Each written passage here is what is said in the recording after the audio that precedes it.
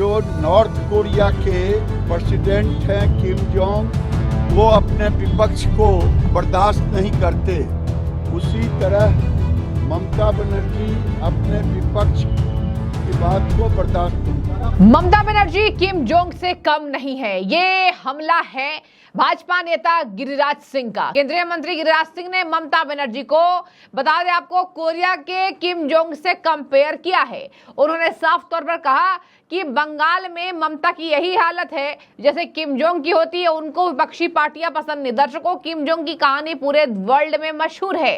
Kim Jong के बारे में कौन नहीं जानता, बच्चे बच्चे जानते हैं किम जोंग की कहानी, वो कितना ज्यादा क्रूर शासक है। आपको बता दें कि किम जोंग से तुलना अब ममता बनर्जी की हो गई है। फजीयत तो खूब हुई भैया, ममता के कहीं ना कहीं इज्जत के परखच्चे उड़े हैं, पश्चिम बंगाल में ही नहीं पूरे देश भर में। दर्शकों, आरजीकर मेडिकल कॉलेज के जघन्य अपराध पर ममता बनर्जी ने एक बड़ा ड्रामा किया है। आपको एक बात मैं और बता दूं, विधानसभा में शुभेंदु अधिकारी, भाजपा के वरिष्ठ नेता पश्चिम बंगाल के, बड़ा हमला किया है। 1 लाख हिंदुओं का पश्चिम बंगाल से पलायन हो गया है। और ये बड़ी दूसरी खबर है जो मैं आपको बता रही हूं। पश्चिम बंगाल में आरजीकर मेडिकल कॉलेज की वित्तीय अनियमितताओं की जांच एनफोर्समेंट डायरेक्टरेट कर रही है, वहीं सीबीआई उस रेप और जघन्य अपराध के मामलों की जांच कर रही है। ममता बनर्जी लगातार ये ड्रामेबाजी कर रही है क्योंकि वो तिलमिला गई है। इतना ज्यादा अभी ममता बनर्जी को डर सता रहा है राष्ट्रपति शासन लगने का कि उन्होंने नए नए ड्रामे रचे हैं। सबसे पहले सुनिए, गिरिराज सिंह ने ममता बनर्जी को किम जोंग करार दिया है। ये जुबान कोई लोकतांत्रिक व्यक्ति का हो ही नहीं सकता, मुख्यमंत्री का। ममता बनर्जी तो नॉर्थ कोरिया के प्रेसिडेंट हैं किम जोंग, वो अपने विपक्ष को बर्दाश्त नहीं करते, उसी तरह ममता बनर्जी अपने विपक्ष की बात को बर्दाश्त नहीं। तो आपने सुन लिया कि किम जोंग से कंपेयर ममता बनर्जी का हो रहा है। ममता बनर्जी को निर्मोही, निर्ममता करार दिया जा रहा है। इसके साथ बीजेपी ने एक पोस्टर जारी किया है जहां पर एक तरफ ममता बनर्जी तीर धनुष लिए खड़ी हैं और कहा जा रहा है, बीजेपी ने लिखा है, निर्मोही ममता चोलवे ना। यानी पश्चिम बंगाल में बता दें आपको, यहां कहा जा रहा है बीजेपी के द्वारा कि निर्मोही ममता अब चोलवे ना नहीं चलेंगी। और सामने महिलाएं, न्याय, इन सबको ममता बनर्जी तीर मारती हुई दिखाई दे रही है। आप स्क्रीन पर ये पोस्टर देख पा रहे होंगे, दर्शकों। अब देखिए, आपको बता दें, यहाँ पर डर गई है ममता बनर्जी, राष्ट्रपति शासन लगाने का डर सता रहा है। तो केंद्र के सरकार को यहाँ पर तंजकस्ती धमकी देती नजर आ रही है। हम ईस्ट को नहीं छोड़ेंगे, बिहार को, उड़ीसा को, इसके साथ जहां जहां बीजेपी की सरकार है उन सब राज्यों को हम जलाएंगे। अब देखिए, इस बात पर ममता चौतरफी गिरी। आपको बता दें, ममता को ये बयान आउटबर्स्ट हो गया, फ्रस्ट्रेशन हो गया। तो फ्रस्ट्रेशन में इंसान कुछ भी बोल देता है। तो यही वजह है कि ममता बनर्जी ने फ्रस्ट्रेशन में कुछ भी बोल दिया है। उन्होंने ऐसे असंवैधानिक शब्दों का प्रयोग किया है कि अब यहां पर मणिपुर के मुख्यमंत्री, इसके साथ सुनिए, मणिपुर के बाद असम के मुख्यमंत्री, सभी ने ममता बनर्जी पर जोरदार हमला किया। हिम्मत कैसे हुई दीदी आपकी धमकी देने की? शांत राज्य हैं हम, और हमें जलाने की कोशिश ना करें।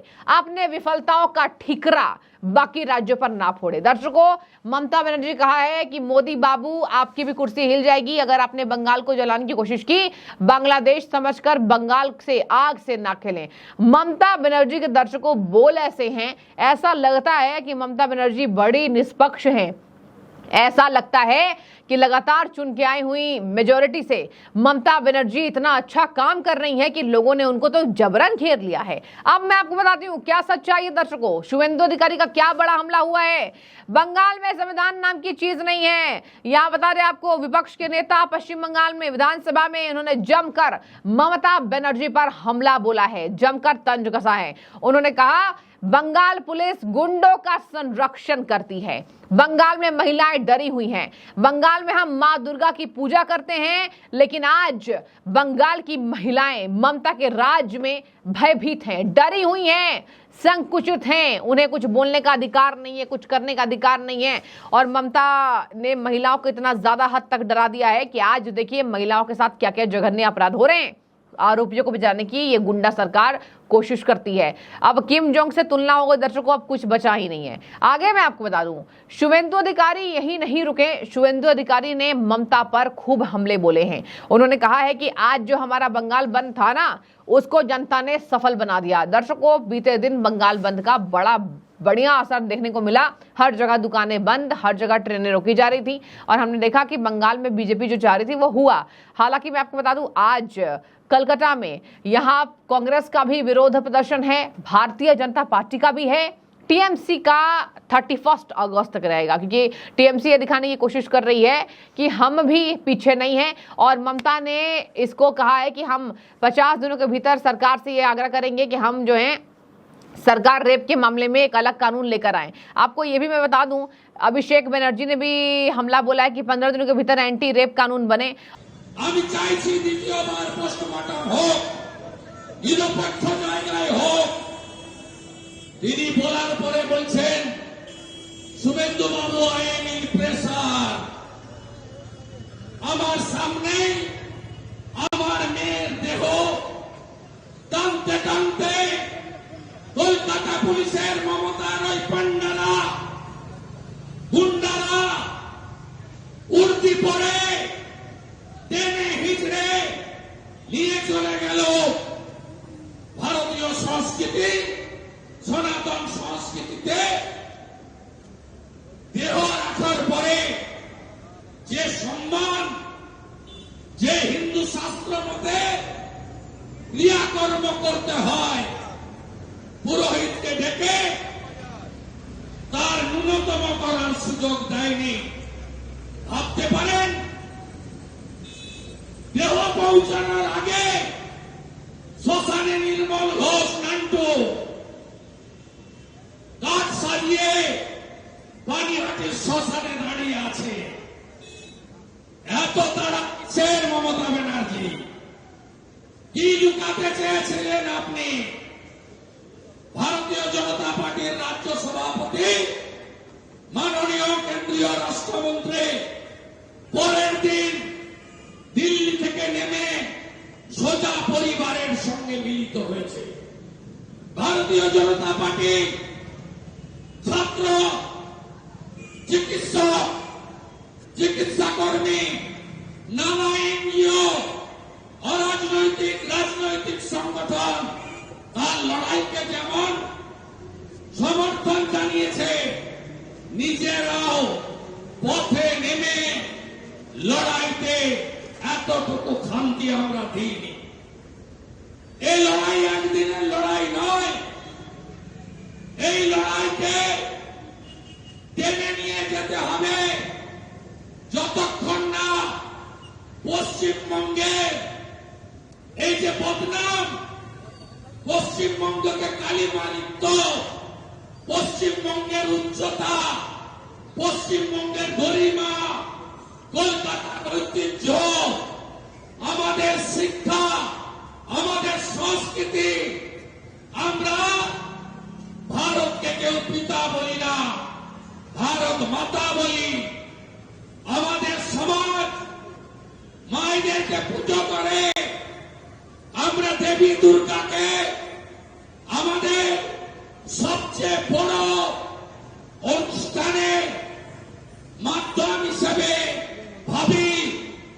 আমরা সনাতন সংস্কৃতি মেনে মা দুর্গার পুজোতে আমরা অষ্টমী কোথাও, নবমী কোথাও কুমারী পূজা করি।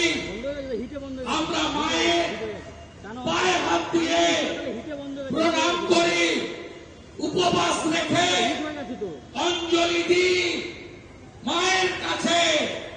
তাই সমগ্র নারী শক্তির উপরে এই যে বদনাম, এই ঘটনার পরিপ্রেক্ষিতে যতক্ষণ না এই পুনরুদ্ধার আমাদের গরিমা আমরা করতে পারি, এ লড়াই চলছে, এ লড়াই চলবে, এ লড়াই থেমে থাকতে পারে না। ভারতীয় জনতা পার্টি অঙ্গীকারবদ্ধ যাতে দৃষ্টান্তমূলক ক্যাপিটাল পানিশমেন্ট পায়, যারা ভারতীয় ন্যায় সংহিতার বিরোধিতা করছে মোদিজির নেতৃত্বে অমিত শাহজি ব্রিটিশের সিআরপিসি আইপিসি বদলে দিয়েছেন।